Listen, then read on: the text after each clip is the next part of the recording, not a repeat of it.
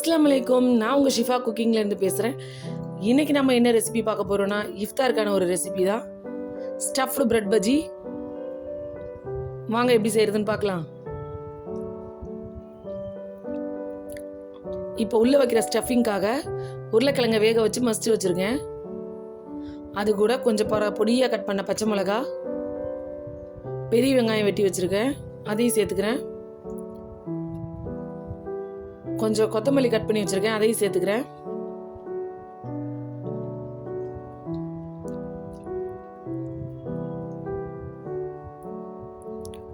தேவையான அளவு உப்பு, மிளகாத்தூள் 1 ஸ்பூன், எல்லாத்தையும் நல்லா மிக்ஸ் பண்ணி விட்டுறலாம்.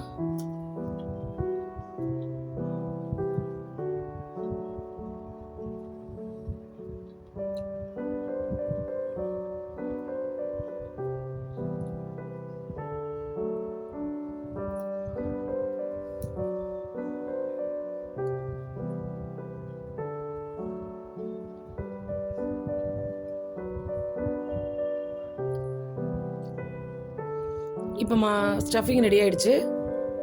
இப்போ பிரெட் ஸ்லைஸ் எடுத்திருக்கேன். அதில் ஒரு ஸ்லைஸ் எடுத்து நம்ம வச்சுருக்க உருளைக்கிழங்கு ஸ்டஃபிங் எடுத்து நல்லா ஒரு திக்காக உள்ளே அப்ளை பண்ணிடுங்க. ரொம்ப மெல்லிஸாக வச்சிங்கன்னா நமக்கு சாப்பிடும் போது கிழங்கு இருக்கிறதே தெரியாது.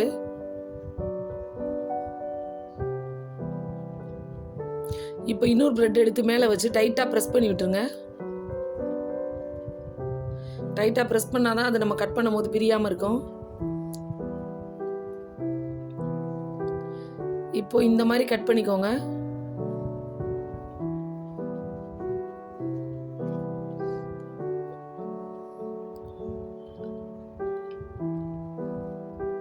இதே மாதிரி எல்லா பிரெட் ஸ்லைஸையும் எடுத்து ஸ்டஃப் பண்ணி கட் பண்ணி வச்சுக்கோங்க.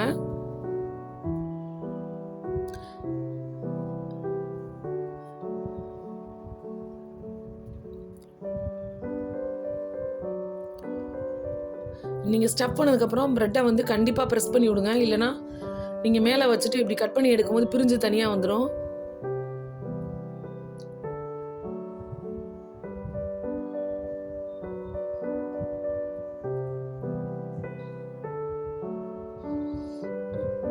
நம்மளோட எல்லா ப்ரெட்டும் ரெடி ஆகிடுச்சு. இப்போ பஜ்ஜிக்கு தேவையான மாவு எடுத்துக்கிறலாம்.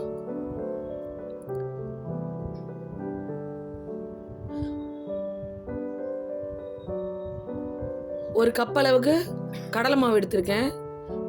அதில் உப்பு, மிளகாத்தூள், பெருங்காயம்,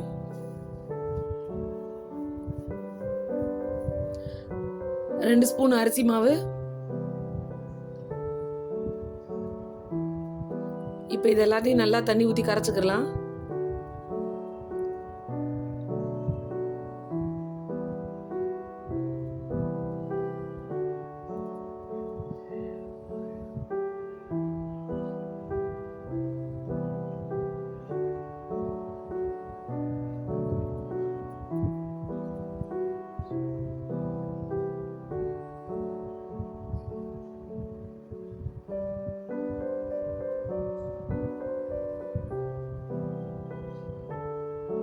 நான் கட்டி இல்லாமல் கரைச்சிட்டேன்.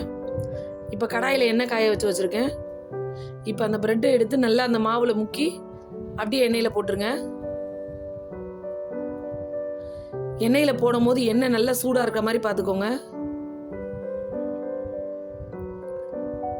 சூடு கம்மியாக இருந்தால் ப்ரெட்டு வந்து ஒரு மாதிரி எண்ணெயை குடிச்சிரும். நல்லா சூடாக இருந்தால் தான் போட்ட உடனே ப்ரெட்டு உடனே கிறிஸ்பி ஆகி வந்துடும்.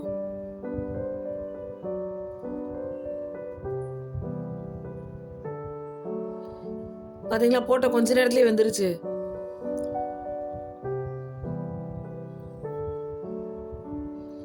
இப்போ நல்லா பஜ்ஜி செவந்து வந்துருச்சு. இப்போ நம்ம பஜ்ஜியை வெளியில் எடுத்துடலாம்.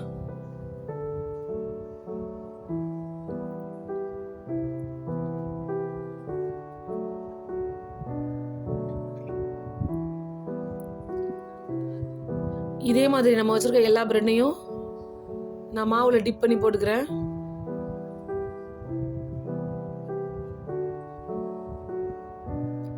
நீங்கள் போட்டோடனே இந்த மாதிரி பொரிஞ்சு வர அளவுக்கு எண்ணெய் காயிற மாதிரி பார்த்துக்கோங்க. இது ப்ரெட்டும் உருளைக்கிழங்கும் சேர்ந்து இருக்கிறனால எல்லா குழந்தைங்களுக்கும் ரொம்ப பிடிக்கும். நீங்களும் உங்கள் வீட்டில் ட்ரை பண்ணி பாருங்கள். ட்ரை பண்ணி பார்த்துட்டு எப்படி இருந்துச்சுன்னு எனக்கு கமெண்ட் பண்ணுங்கள். உங்களுக்கு என்னோடய ரெசிபி பிடிச்சிருந்துச்சுன்னா என்னோட சேனலை லைக் பண்ணுங்கள், ஷேர் பண்ணுங்கள், சப்ஸ்கிரைப் பண்ணுங்கள். மறந்துடாமல் பெல் ஐக்கானை கிளிக் பண்ணுங்கள். சூப்பர். சப்ஸ்கிரைப் பண்ணுங்க. தேங்க்யூ.